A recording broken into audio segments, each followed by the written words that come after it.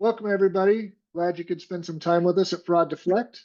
Here with Scott Adams, CEO of Fraud Deflect, and general expert on anything chargebacks going through over the last several years. So we're glad to have Scott here. We're going to have a presentation, and we've got a lot of questions that have already come in. We're going to try and answer those. A little housekeeping as we go through this. First of all, if you have a question, there's a chat box over on the side. Feel free to type that question in. We'll get to as many of those as we can the next 45 minutes or so. I know VAMP has gone live, and as far as the fees and fines that we might start seeing as of the last couple of days, I know Scott will talk a little bit about that, but feel free. We want to make this a discussion as much as we can electronically. We want to field as many of those questions that you've got as possible. Other than that, sit back, enjoy. This will be recorded. If you'd like to get a recording sent to you, again, either send an email or put it in the notes, and we'll make sure that everybody gets a copy of this, because we're going to go through a lot of information, and taking notes is going to be difficult. So with that, Scott, how you doing? I'm doing great, Don. How are you? Good. Good to be here. Good to have you here. Why don't we go ahead and have you introduce the topics with your presentation. We'll go through a couple of those slides, and then we'll get into some of those very pertinent questions as we get going. Sounds good.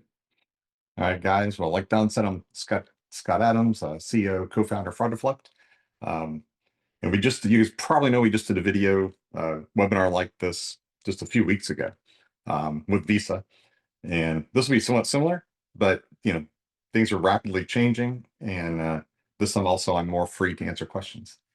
So with that said, feel free to ask questions anytime. I'm happy to stop through the presentation. This is really all about getting the right information out there and making sure people know what's going on. Already talked a little about me. Just the rest, or the quick version, is just that I've been doing this since like 2000. Was just trying to figure out last weekend when I started being super involved, like on board of directors and payment set, things like that. Long time. So I've seen a lot, and I've seen a lot of change, but I've seen a lot of things stay the same. Also fight jujitsu, which you would think wouldn't help in this, but yet it actually teaches you to think more strategically. So it fits quite well. Also, big video game fan, which also plays into all this, since I was Riot Games, Epic, these kind of things. And that's where I learned about TC40s, which are so important nowadays. And, so today, though, like I said, we're going to talk about the Visa Acquire Monitoring Program. And as I said a minute ago, definitely it's just the time for questions anytime you want. So hopefully you already know this stuff, right? This has already started. It's been around for about a year now. It's changed a lot, but here's kind of how to think about it this way, right? Here's how it used to work. Okay, all this stuff, really, we mainly cared about chargebacks. Technically, TC40 fraud was in play, but really, I almost never run into merchants who ever dealt with it. It's only the really big ones, generally with a really low ticket, but now they matter a lot. The old threshold was 0.9, and it used to be 1%. Some places it was 2%. Now, pretty much everywhere, we've got one threshold, sort of. And one of the hard parts about these programs in the past was you had to stay under the threshold for 3 months in a row. That sometimes was difficult. You'd get it down, then it'd jump back up, and you'd spend all this time fighting, going back and forth. That's changed, so that's good. So the new rules officially went into effect. I should change starts, because enforcement has started October of this year. So just yesterday. And this program, one of the big differences is that monitors not only merchants, but acquirers. And that's something I literally was just confirming this with a friend of mine in the acquiring side. They had the same thresholds we had, right? This 0.9 or 1% or whatever it was in the past. Acquirers were always held to the same threshold, which in a way aligned us all. As you may or may not know, if you don't, you're going to learn, that's all changed. But it's still the same program, it's just kind of combined. So now it's TC40s and chargebacks. Right, so here's what the thresholds are. So, it used to be, like I said, that 0.9, the 1% thing that we all have talked about for the last 20 years, it's very different now. So at first you might think, hey, the threshold's 2.2%. Well, that's huge. That's so much higher than it used to be. But that's because they're counting some other things in this mix. So it's actually going to be difficult for a lot of merchants. Now the acquirers have different thresholds. They have to stay at between 0.4 and 0.5 to be in what they call early warning. So basically staying below 0.5 is what the acquirer wants. Above standard for them is 0.5 to 0.7. And then above 0.7 is what Visa calls excessive. That's where they get into a lot of trouble. But here's the problem. Everybody I talk to out there, merchants, acquirers, ISOs, it's all different. Each one has a different answer. But the most common answer is we're going to hold our merchants to the 0.5 threshold. That's what's really scary. So I see, as I said, ask questions anytime. I'll stop here because it's super important for this conversation so far. One of our attendees today here asked, what's an acquirer?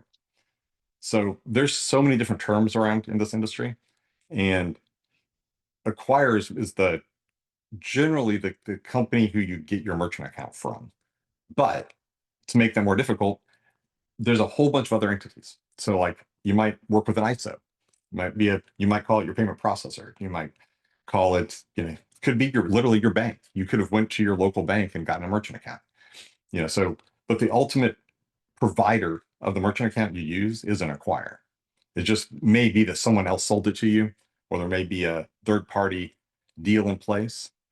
So, when I say acquire for you, all you guys, talk to whoever got you your merchant account. Ask them. Right? That's what you need to know. So one of the biggest takeaways here, if you're at all new to this or you just aren't sure what's going on with VAMP, the biggest question you need to ask, what threshold am I being held to? So Right. Scott, So is it, go ahead, Don. I'm sorry. I Go just ahead. wanted to, there is a lot of questions because we did have an old calculation and now you've got a new calculation, which it does look on first blush, you look at this and go, hey, gosh, that's 2.5 times what I used to be. And yet now there's more stuff in there you talked about. I think you're going to show that here in a minute, but Yep. it does make the calculations different. And the acquirer has a little bit more to say about the thresholds of the merchant now, right? And where they'll be fined. And isn't that based on their particular contract with their acquirer? So yes, it really depends. There's so many variables here because in the end, everybody in this whole flow wants to make money, right? And so the banks, the acquirers, the PSPs, they have to look at their risk, right? How risky do they feel you are as a merchant? They have to look at their whole portfolio because Visa is telling them in no uncertain terms, your VAMP rate, which we'll talk about calculating that in a second, has to be below 0.5 or we're going to fine you. So, and those fines are going to get pushed through, right? So, that's the problem. We just don't know. And so, yeah, I couldn't talk about pricing last time because that's a contractual thing between Visa and the acquirer. But so you may see published prices where, it says VAMP has a charge of, $8 to a merchant. Well, that's Visa to an acquirer. And and who knows, I'm not an acquirer. There may be even negotiation there. So, I can't talk to how exactly that works because I really don't know. But I can tell you that everybody I talk to now from the merchant side, the company whom you got that merchant account from has different policies. We don't know, so you got to talk to them and ask. Yeah, so it's, then it depends on you. And you know what? They may have to update their policies. They may have to update their contract with you. So, I would look in your contract. And so, Yeah, yeah, you so probably someone want to do else. that sooner than later before you get surprised, right? Yeah, yeah. So fines will probably start going out in November. All right, already getting lots of questions here. So let me address a few of these. So someone says, and this is kind of what I was just now talking about.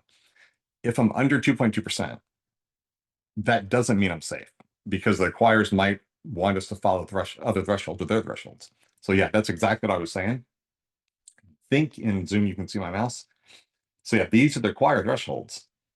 And most common answer I get from acquirers or from merchants talking to their acquirers is they're supposed to be under 0.5. So this all may change though, right? We don't really know. And that's why I said there's just a lot of uncertainty. So someone asks, yeah, is it, you know, is there any hope that it might change the calculation in the future? New calculation makes it really hard for recurring merchants. That's absolutely true. And yeah, they might change it. You know, we don't know. The neat thing about this program so far, and that's very different from the past, and it's been amazing. I was, telling my co-host of the last webinar from Visa that I really love how Visa is communicating that more. Communicating with merchants. There is actually, a web page on their site that's directed to merchants. That never really was the case. And they have speakers out there talking about it. So that's really good. They are changing, they're evolving. And so yeah, it may very well change. We don't really know. I think the biggest problem though right now is that we don't know what the acquirers are going to really do, right? Are they going to, I've been hearing a lot of acquirers saying they're going to shut down a bunch of merchants. And I've seen some doing it already. So this is definitely, a big change for the industry. And we just have to kind of see where it goes and see what each different acquirer does. And Scott, is that another reason, again, communicate with your acquirer? Because I know somebody put a question here, they're going to make margin on that fine. I guess you could call it margin on the fine, but if it costs the acquirer $8, probably wouldn't be unusual for them to charge the merchant 10 or 12 or whatever. Because there is processing stuff they've got to do. But again, that's based on your contractual agreement with the acquirer. Yeah, so that's what I say. That's probably one of the big takeaways here is you have to talk to your acquirer, right? Visa does not set what, they can't necessarily tell the acquirer what to charge a merchant. It may say it, but we don't know what's going to happen. And there's different, there's the acquirer, then like I said, there's ISOs, there's PSPs, there's all sorts of parties in this. So, you got to talk to them to figure that part out. I'll keep telling you guys what I hear and what I see. And, right now, like I said, I'm seeing a lot of them shoot for this 0.5 and tell the merchants they need to be under that. But some Well, aren't. the advantage there, Scott, is you see and talk to dozens, if not hundreds of merchants a month, and you've got a really good feel for what's going out there. Exactly. I wish I could say I did, but the team at Fraud Deflect does. I used to talk to all our merchants. I guess it's good we're growing, so I don't talk to them all every day, but I wish I could. I love talking to merchants. Yeah. So another question come up here too is that, and this is a good question. So, what triggers a TC40, and are refunds flagged as TC40s? So that's another thing that's problematic. I'd like to say is that the general answer here is that a TC40 is a transaction that's flagged for fraud generally it's by the issuer. And most of the time that's happening, it's like a chargeback, right? Kind of the flow is that a consumer makes a credit card charge, they call into their bank and they say, or when I say their bank, they call into their issuer. So say it's Citibank or Capital One or one of the common issuers out there, at least in the States. And you probably talk to a human and you say, hey, I didn't do this. I don't recognize this charge, whatever it might be. And then, in the old days, that was kind of it. That turned into a chargeback. But one thing is still common and still the same today is that costs money to the issuer. Not only does it cost to file it, it also costs if you represent it, because then they have to work that representment. So issuers do not want chargebacks. And so because of that, what we saw a lot, and I mentioned that I'm a gamer. I used to work, I was the VP of, or not VP, sorry, the director of risk and fraud at Riot Games, and then held a similar role at Epic Games as a consultant. And what happened a lot was that they would get chargebacks, but that wasn't that big of a deal. The hard part was TC40s, and that's where they would actually enter a fraud monitoring program Visa used to have, because they had low tickets. So you'd see that a lot. Also, someone mentioned recurring. You would see it a lot of recurring too. If the ticket's low, the issuer often would just say, you know what, no, I'm not going to do a chargeback because it cost me too much money. So I'm going to just click TC40 and click fraud. So that would report to Visa that this transaction could be fraudulent, but it would not move any money, right? It wouldn't automatically take money out of your bank account like a chargeback does for a merchant. And so, that's one thing, but you also see other ways that TC40s happen. Sometimes I know like you get a text on your phone as a consumer we think this might be fraud. What do you think? So in some cases, this is all up to the issuer, guys. In some cases, that could be a TC40. In other cases, I believe I have seen sometimes refunds be flagged as fraud too, as TC40. And so there's a lot of stuff that I suspect for the future, if it changes, if Visa makes changes, I think it'll be around these kind of things. But just to be super clear, since I just said I was talking to Visa, this is just my opinion, my guess. Visa did not say that. So nobody told me to say that I did, or that I told them, or said that they said that. So yeah, TC40s they're a little bit nebulous. Most of them are driven by what consumer calling in or consumer going to their app. And generally, you beat them in generally the same way you do chargeback. But that's, again, like I said, that's kind of why they're problematic. It's because there is a lot of questions there. There are a lot of questions. So let me jump real quick to the rate, and then I'll answer some more questions.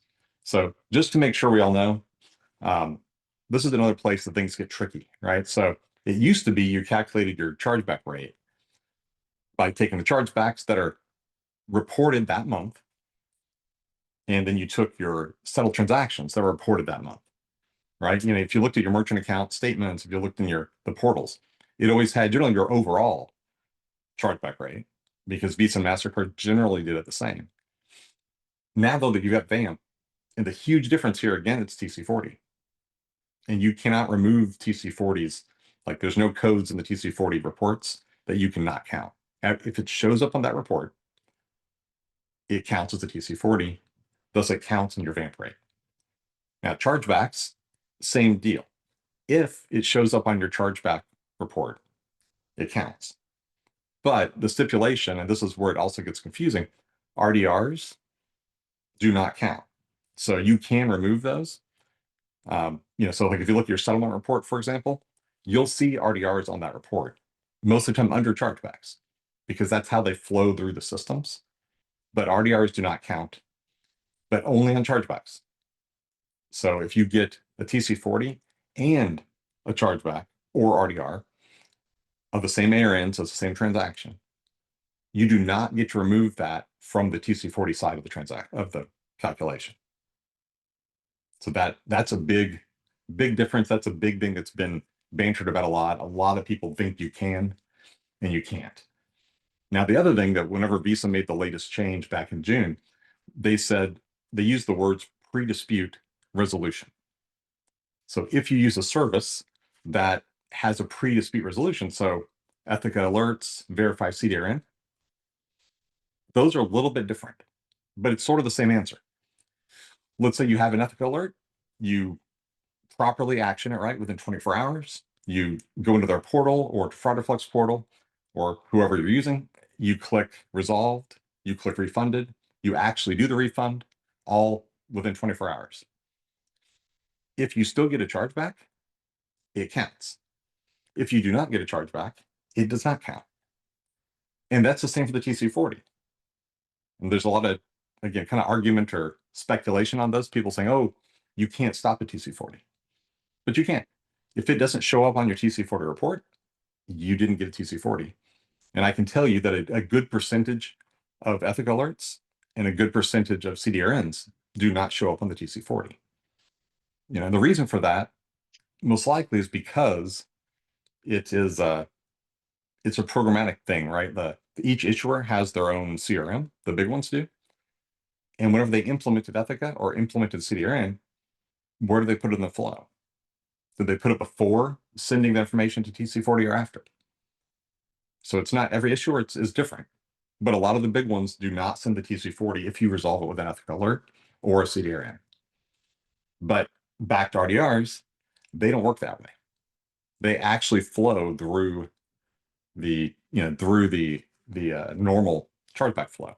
Just there's a flag. It's actually an M, oddly enough, in the file that says it's RDR, and that does not count. All right, so a couple other questions here.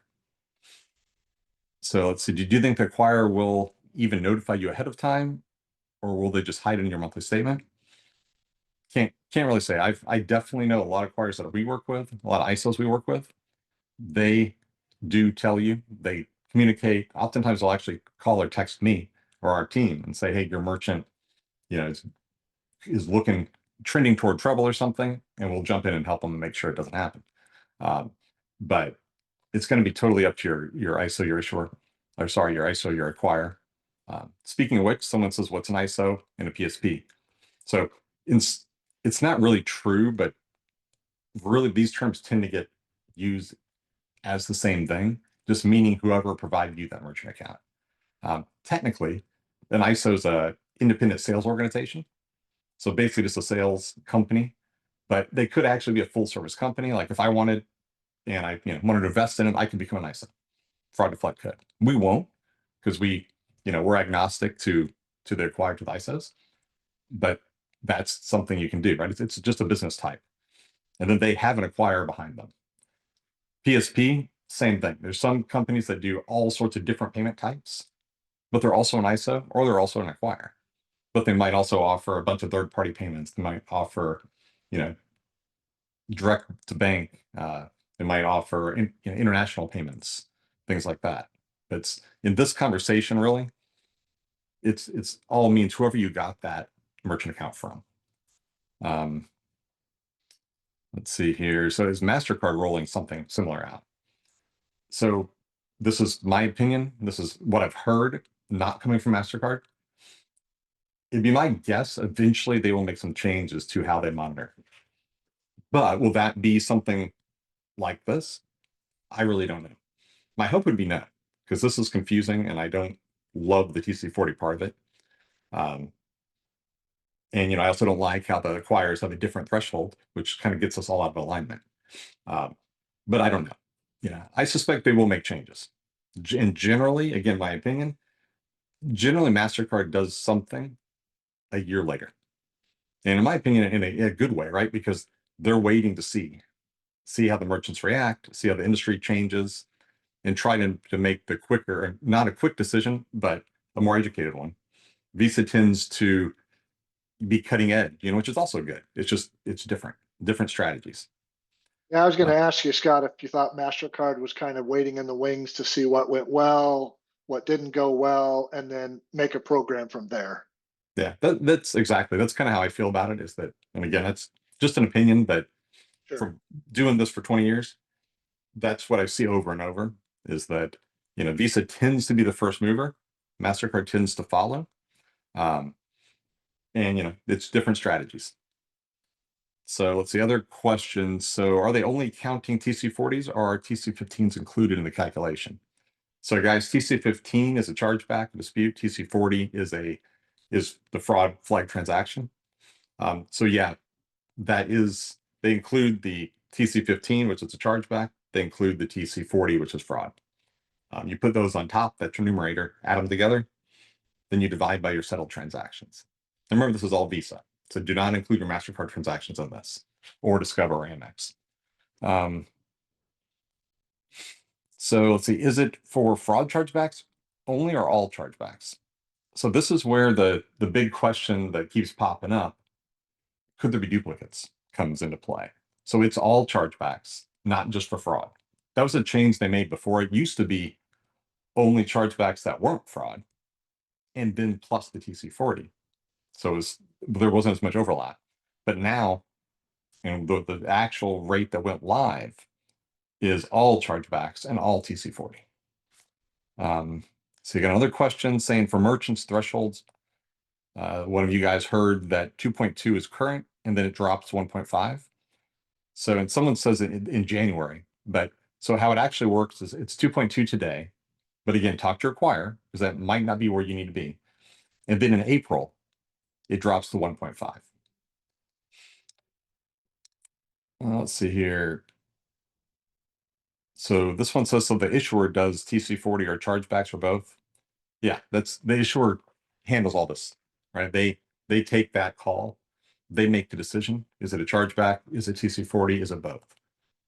Or none of it, right? They can push back and tell the merchant or the consumer, no, or they might, some of them, how it used to work, they had to prove it. They had to do a big old affidavit and handwritten, all this stuff. Now a lot of that's online. And they all have to have some version of that, but Sometimes it's not a lot. So, but yeah, that's all in the issuer. Let's see. So if RDR and CDR don't protect you from TC40s, can we set those services to work on the non-TC40s? Isn't it costly to prevent TC40s when they still get counted?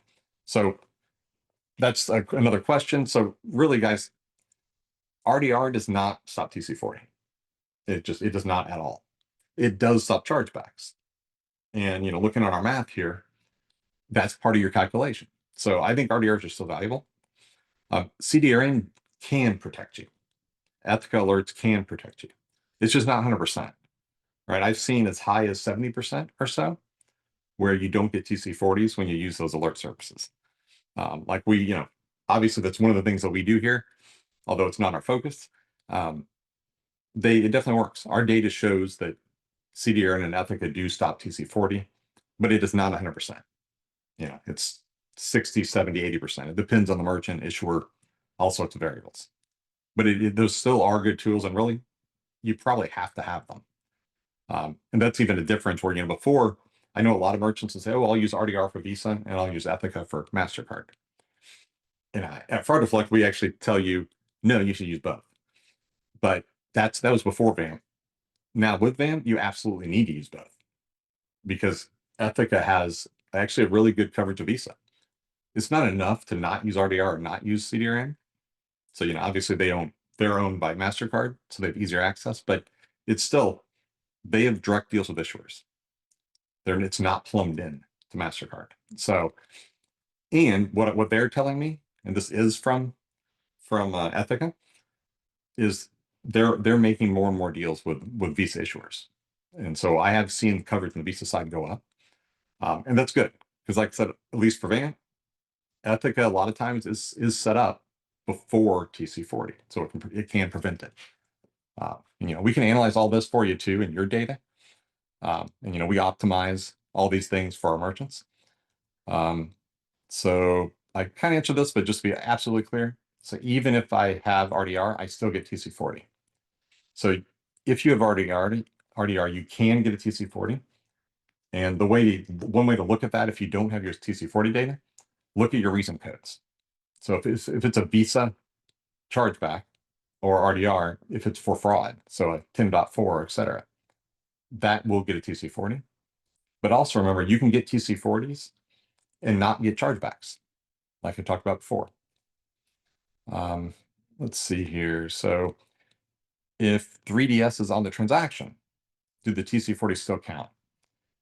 So I'm pretty sure that if 3DS does authenticate, so right, you can have it on it and not authenticate. So if you get a 3DS authenticated transaction, then there should not be a TC40, I'm pretty sure. Most of our merchants don't use 3DS. And I think more and more will over time. But right now I don't have a ton of experience with that. But I'll ask that question and make sure. But I'm pretty sure if it's authenticated, there's no way it can be unauthorized, right? Because the cardholder authenticated it. So in that case, I'm pretty sure TC40s will not count.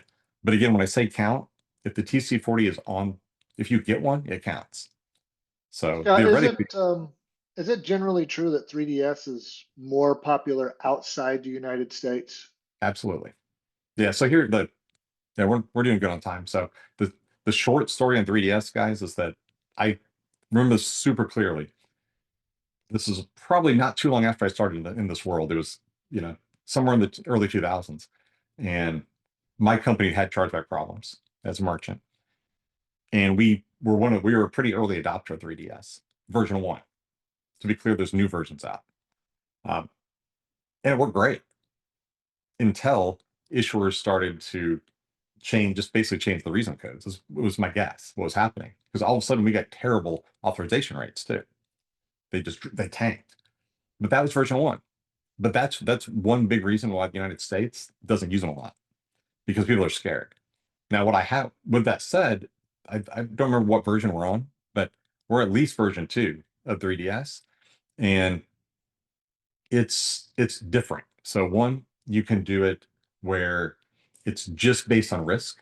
So like a risk model. And in that case, they call it a risk authenticated transaction. That can shift the liability and would prevent a TC40. Then there's also step up, which is what the old version always was step up. That's why it had such bad results. If it's step up, then you have to display something to have the consumer log in to their bank or to the issuer to authenticate. So that creates friction, which is bad for conversions. But you can choose to do this stuff or not. Just like, and if you're doing it, risk-based fails, they ask you to do step up. If you say no, you won't get coverage, but you won't have that interruption in the order process. So it's something that actually that I need to look into a lot more too. But it seems like to me 3DS could definitely help. But it also does tend to lower conversions a bit. But that's in the States, because again, in the States, whatever reason, we don't like to be interrupted. We like to just get our order done and be done with it. We don't want to log in. We don't want to do any of that stuff. But in Europe, though, it's actually mandated in a lot of cases. And so it's way more popular. Plus, they're used to more alternative types of purchases and different types of payment types, right? So those payment types have different requirements, things like PayPal, so they're more used to it. We're less used to it. So it doesn't tend to be used near as much over here. So someone now is asking too, what's the difference between RDR and Ethica CDRN?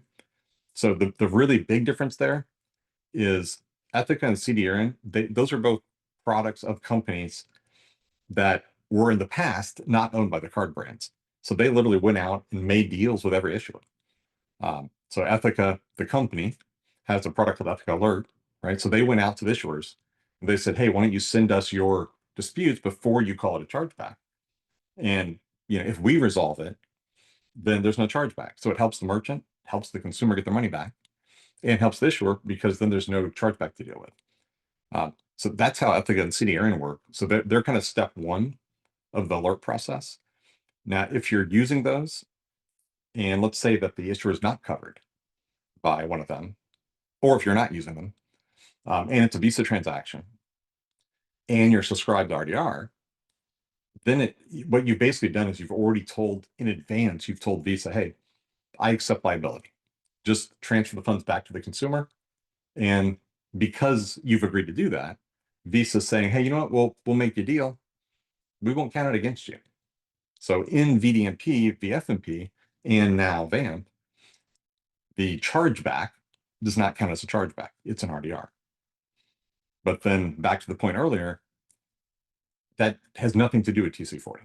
It still could become a TC40. Unlike with Ethica and CDRN, since they're not, on the card brand rails, since they're not on Visa rails, they could stop the TC40. Let me see here. So do I know which CRMs don't send a TC40? So the CRMs, I assume you're talking about what I just said, the issuer CRMs. And I don't know, not off the top of my head. That's something I actually ought to analyze and see which is which. But what I've just off from memory, what I do remember is that most of the major ones, if you do it, if you resolve with Ethica or CDRN, don't. But I also think it probably depends on a lot of variables and acquisitions, et cetera, et cetera. So it's probably not that cut and dry. But again, it's worth having those products if you have any kind of issue with your VAMP rate, because they do stop a lot of them. Guess we got that question again. We'll move on.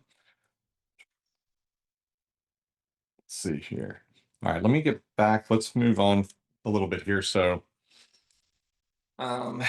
yeah, so let me go through a few slides and I'll go back to questions. So what, and I said this pretty much the same things in the last webinar, but really, to me, here's what's happened. We've kind of, in a way, went back in time. It's probably the last 5, 6, 7 years, you've pretty much been able to rely on RDR and Ethica or CDRN to keep your chargeback rate under control. But for better or worse, in a way, we were just sweeping a problem under the rug. We were saying, you know what? I'll just pay to have these go away. I won't change the actual reason this is happening. Right? There is a reason, right? We're always going to have a little bit of fraud. but there's always things you can do outside of these services. And maybe this sounds funny since Fraud Deflect sells some of these services, but you know, what's good for the whole industry, for the whole ecosystem, is good for me, and it's good for Fraud Deflect and all of you guys. So what I'm saying is, we really need to take a step back, and we need to use those services, hopefully with Fraud Deflect. But if wherever you use them, that's fine. You also need to take a look at your business. And the way I suggest doing that is looking at the customer journey. And this is something I think every single fraud alert deflection provider should talk about, and I seldom hear it. You have to be in alignment. Start the moment the consumer engages with your brand. You need to have all the messaging in line. If it's not, you will get chargebacks, you'll get disputes, you'll have customer service inquiries, you'll have problems.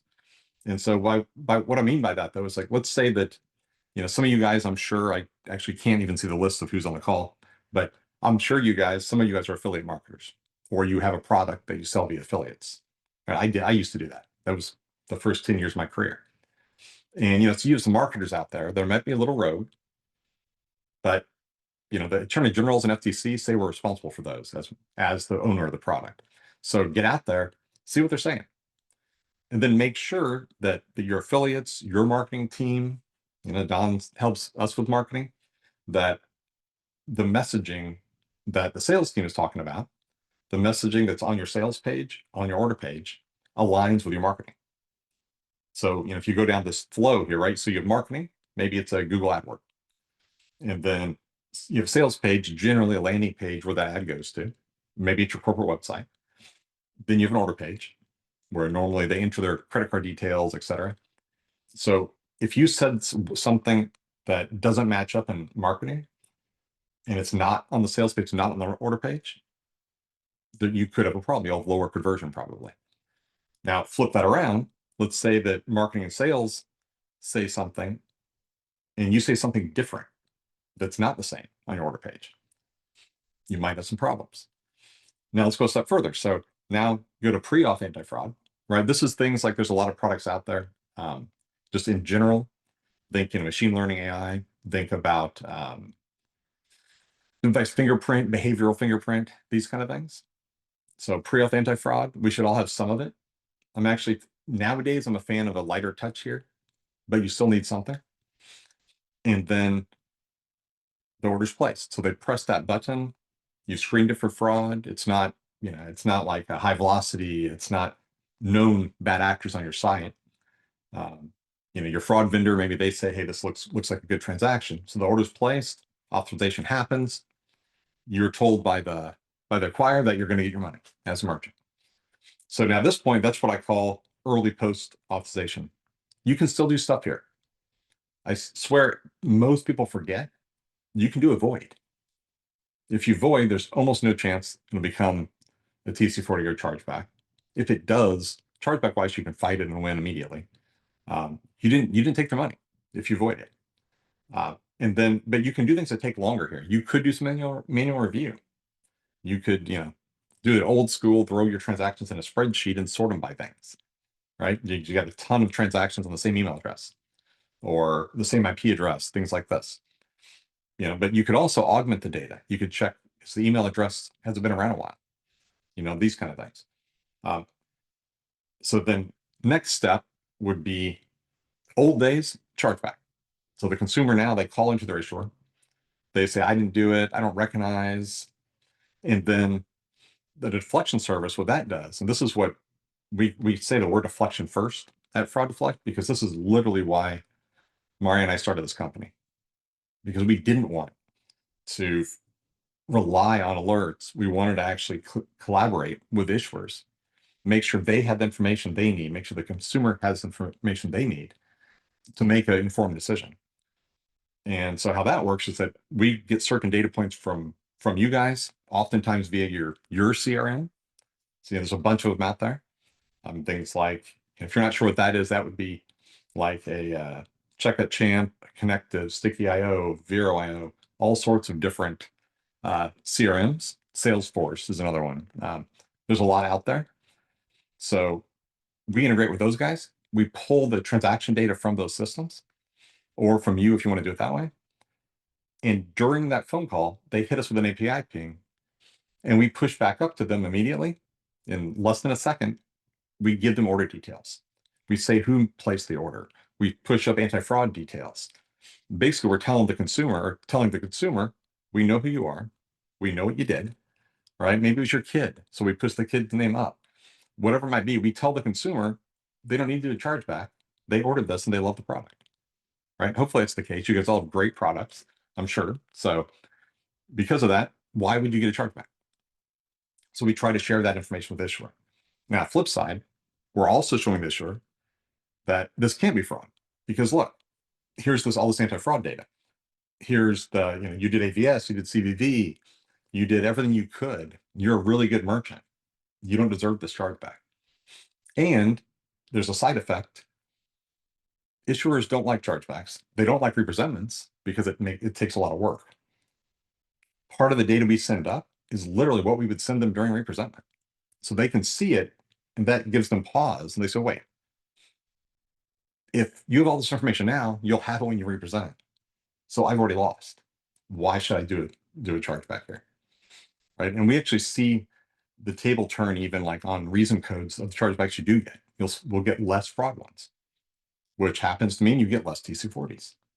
And so it all kind of just it brings everything together and really accomplishes the goal of lower chargebacks, lower TC40. And this is before an alert. This is not an alert. So there's no refund. So you get to keep your money. You get to probably build them another day if you're recurring, and thus increase your lifetime value. Now, if that fails, there's still interceptions, which would be ethic alerts, CDRN, and RDR.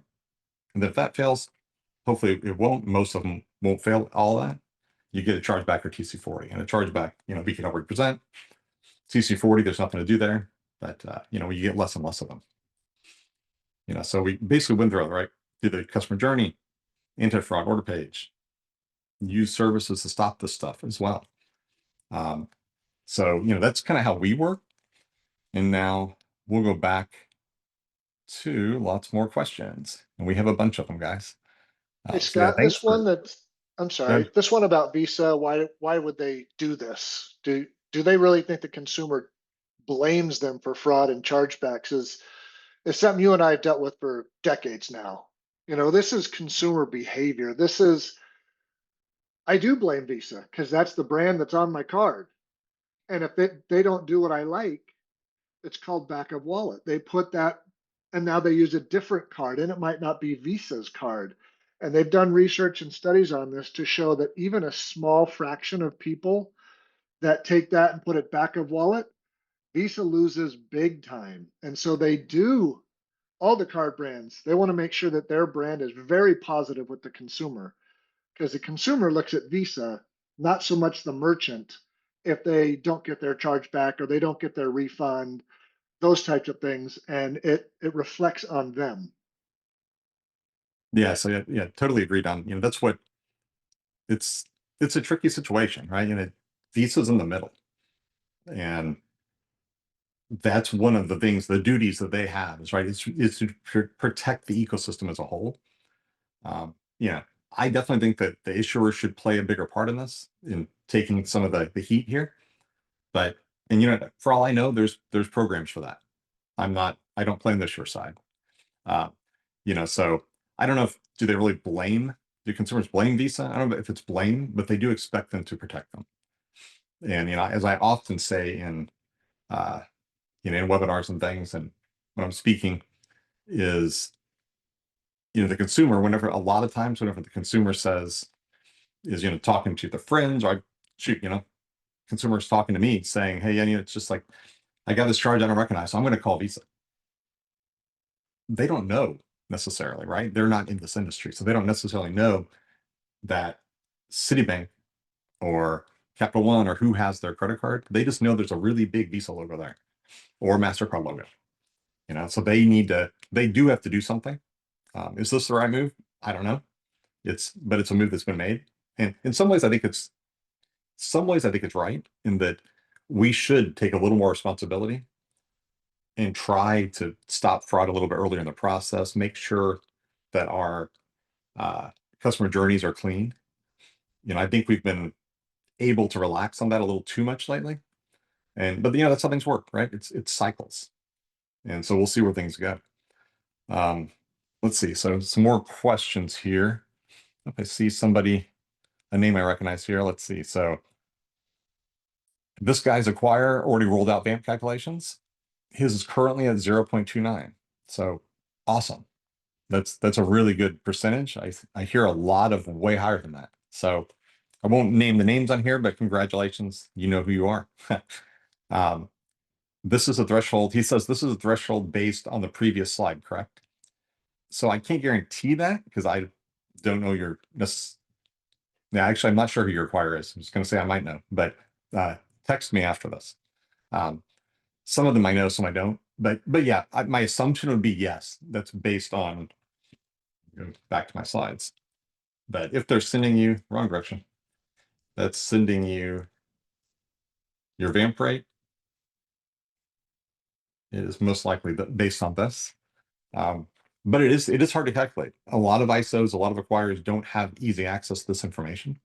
Technically, they can get it. There's a system at Visa, but most of them don't have it in a way that they can give it to thousands of merchants at once. So the one that you're dealing with, that's awesome that they're providing it. Hopefully it is based on that, because that's a really good number. Let's see here. Much more wordy questions here. Let's see. Actually here, hey, Don, so I don't sit here and read for an hour, and I keep talking. Can you read some of these longer ones, and then if you Sure. think it's important, summarize it and ask me? Yeah, so here's one, and this is classic for the season we're going into. What if I have a huge volume this month, and then next month my volume's down, right? The Christmas holiday rushes over, and now my next month is down. Um, wouldn't I have a high vamp rate, but it's not going to last? Yeah, that's the short answer. Yeah, Yes, absolutely. that's kind of That's what I that's figured as well. that cyclic situation is a problem. I mentioned Riot Games earlier. I remember being there like in December, January, February, when the first year I was there. And I told them every time I could, okay, guys, January, your chargeback rates will be high. That's how it works. If you're seasonal, if you have big sales, like actually speaking of video games, right? Epic, they do seasons, battle Mhm. pass time, tons of transactions. Now, We used luckily to though, call it the holiday hangover. yeah, You had a great holiday, and now January comes, you go, oh my gosh, all these chargebacks. but here's the beauty though. So one of the changes that I think is really good is that you used to have to be out for 3 months, not anymore. So with VAMP, you're out. Then if next month you're under, and you're out of the program. Perfect. And like they have some grace periods built in too, which the run up period we had up until now, up until October, that counted as grace periods. So, Mhm.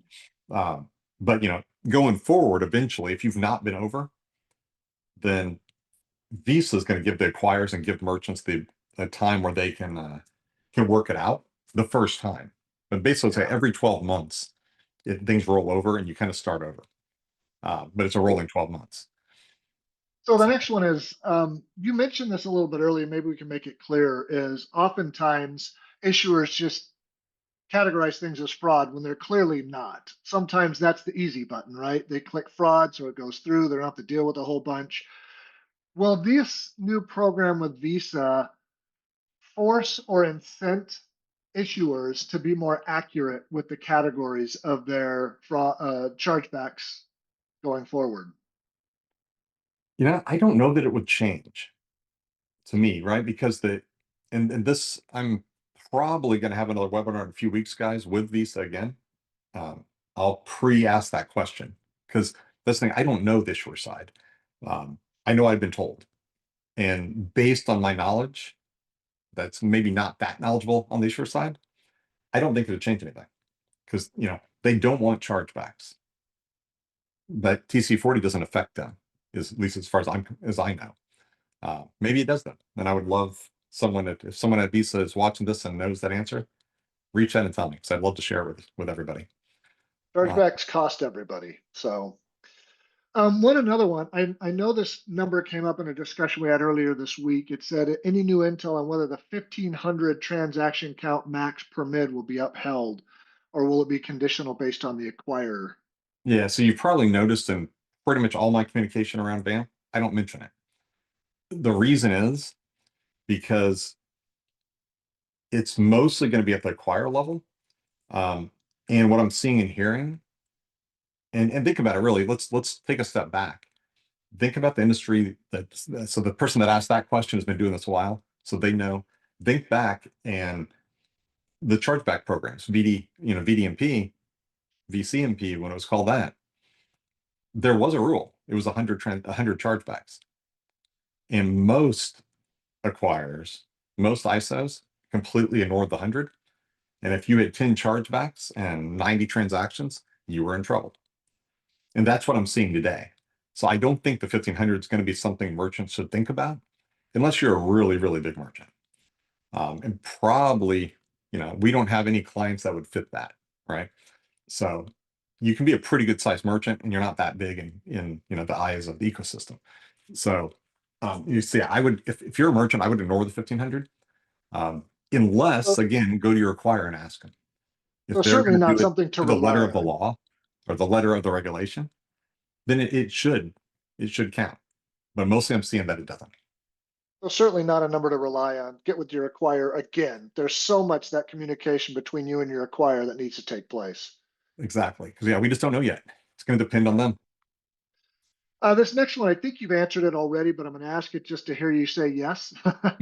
VAMP rate calculation is only for the Visa TC15s, TC40s, and settled Visa accounts. Is that correct?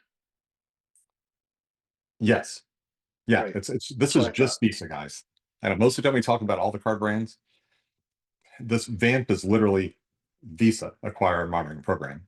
It should be Visa Acquire and Merchant Monitoring Program, but yeah, just Visa. Great. If an issuer declines a transaction based on their own risk thresholds, or say specific MCC codes, are those likely to show up as TC40s, even though they're failed authorizations? So I have seen, very limited, but I have seen where an authorization or someone else had asked a refund, it will show up on a TC40, but generally no. So if a declined transaction should not show up, right? And then if you think about it, the math says number of settled transactions is your denominator. So it really wouldn't be fair to have it in the numerator. But I think you'll see a limited amount of that, but very little. Okay. Hey, we still got a lot of questions. We're running short on time. So let me just tell everybody, if we don't get to your question, we've got it recorded here. Somebody will get back to you with an answer. And if you need any other further information. So Scott, we're gonna have to do another one of these. We're just getting so many questions. Maybe we do Wow. a weekly question and answer session or something. But another one is, how helpful is order insight and compelling evidence? Will it significantly lower chargebacks? So guys, that's, I think, one of the big, not very well used or very well understood product lines. So that's what I was describing earlier, deflections. I'm using that as a general term, but that encompasses order insight and compelling evidence. So yeah, so order insight, I kind of think, and again, this is me thinking, this is an opinion. That's kind of what Visa's wanting here, is for us to use some of these things that are out there. And collaborating with issuer, there's no reason why it wouldn't help. And I can tell you what we're seeing. And I'm not doing a sales presentation here, so I don't have these slides, but we've been doing deflections pretty heavily for a while, especially since we learned about VAMP, and they were great. But here's the problem. You have to have the data, all the data. You have to format it correctly. You have to respond super fast. And the reason we understand it is that I literally was involved in the predecessor to Order Insight, which was called VMPI, Visa Merchant Purchase Inquiry, if I remember right. And so my company was actually the first, not Fraud Deflect, but my previous that I sold to, that Count absorbed, and that's why I was at Count. And so that was all VMPI. And so we got it really, really well optimized. So it's not an easy product to get going, but we have it all done. So yeah, don't want to sit there and sell too much, but yeah, deflections work great.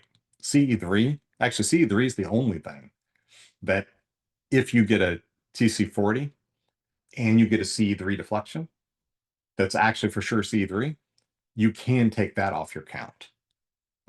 Hopefully they'll make that a thing where that you don't have to take it off. It just doesn't appear. Um, but yeah, CE3 and Order Insight are great products for this. Definitely. Okay, last question, and then we're going to have to close her down, but I've seen it come up here a couple of times. If you use 3ES, does it protect reoccurring transactions from the TC40 or only the initial transaction? So from my knowledge, it's the initial transaction. But the last couple of days, I've heard some rumors that there is a version or a version's coming that could protect recurring transactions. I think officially though, it's not for TC40, it's for chargebacks. But again, I'm not 100% sure. So I'm going to research that one and get back to you guys because I want to know. That's important. We'll follow up with that for the person that asked that question. I think we're about out of time, Scott. Any closing remarks you'd make? Again, we will answer all the questions that came in. Whether we answered them here live, we'll get back to you via email. We've got your information. We'll contact you that way. Anything else you'd like to close with, Scott? You know, I know I've said it a lot, but this is a confusing time. You know, the good thing about the old programs, we knew, right? We've seen basically the same programs for the last 20 years. So we knew what the answers were. There was basically no uncertainty to it. Now it's changed so much. This is so different for us, for the acquirers, for everybody. But you know, unfortunately, we just kind of have to wait. But I think, you know, if you're a smart merchant and if you're on the webinar, I'm sure you are, you need to listen and be prepared. And you know, I would work on lowering your VAMP rate. Make sure you know it. That's the first thing. Talk to your acquirer, find out what your VAMP rate is. If you don't know, we're happy to help. So thanks for tuning in, guys. Thanks, Scott. Appreciate that's a lot of information in a short amount of time. Appreciate your expertise. Thanks everybody for spending some time with us. If you'd like to know more about what Fraud Deflect does and how we take all these confusing bits of information and make sense out of them so we can deflect your chargebacks and get you back on track to profitability, saving sales and deflecting chargebacks, give us a call, come by the website, schedule a demo. We'll be in touch with you. If you need the slides or want to know more information, we'll be in touch. Have a great day. Thanks, guys.